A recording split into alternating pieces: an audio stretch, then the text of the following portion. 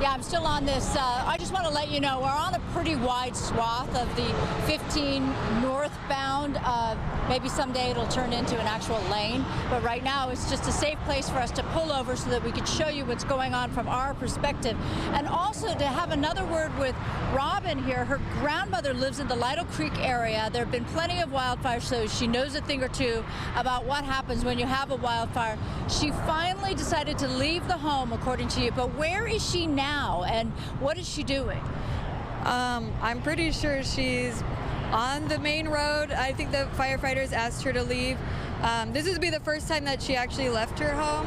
So that was actually one of my biggest concerns. I'm so happy to hear that she has agreed to come to the street and out of danger. But I mean, if I'm completely honest, I'm sure she's crying on this, with the firefighters. You mentioned that part of the reason why she was slow to leave was because she has a lot of cats. She has a lot of, just any stray animal ends up at my grandmother's house. She feeds them, they come. So yeah, she has a lot of cats, a lot of dogs.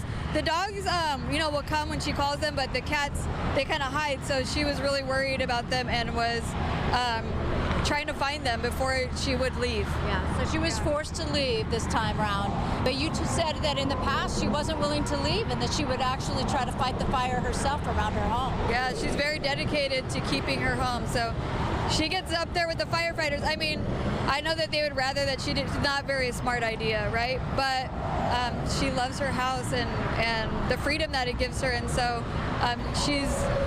my grandma's a strong woman. I was surprised when you told me that she didn't, because you live near here too, that she didn't go to your place or somebody else's home in order to wait it out. Why not?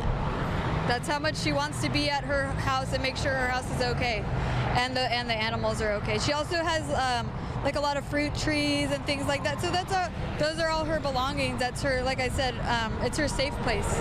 Okay, I know this is not an official cause of fire, but people who know each other, they're talking and they believe that the fire started in what way? Can you explain that to me again? Yeah, so from the best of my knowledge, on social media, it seems that from what everyone's saying in the neighborhood, it was that there was an excavator with a metal claw hit some rock and it just sparked and it went out of control. I mean, all it takes is one little spark and there's so much dry brush over there, it doesn't stand a chance. Yeah, 100%. All right, so we're going to give you another look at what the Ridgeway is looking like now. As you can see the plume of smoke, it's a very dark gray smoke and it's the high elevation. I'm not seeing the air support. I'm not seeing the DC-10s now.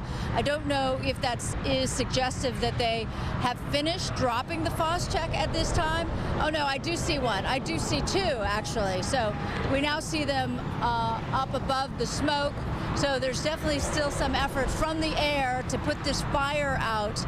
And as I said before, slow traffic on the 15. It is quite possible, from what I understand, that the off-ramp that we need to take in order to get closer to the fire line is blocked off. And so we watch as this traffic on the 15 going northbound is very slow indeed. So that is the situation that we have for you right now, Alex and Marla, and so I'll send it back to you, but we are going to, with permission, get back into the truck and try to get to the fire line itself. Well, of course, we can't give you that permission, but I'm giving myself that permission for you. So go, Susan. Be great.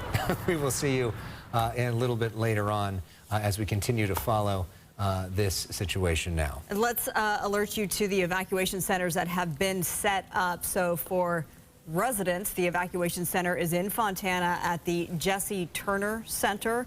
It's on Summit Avenue. We have the address up on your screen. So again, evacuation center for residents is at the Jesse Turner Center in Fontana on Summit Avenue. For livestock, another evacuation center has been set up, but this is at the DeVore Animal Shelter. This is in San Bernardino on Shelter Way, very close to the Glen Helen Regional Park. So this is the animal shelter where you can bring your livestock, and we saw earlier from Sky Fox, plenty of livestock, farm animals on those properties down below.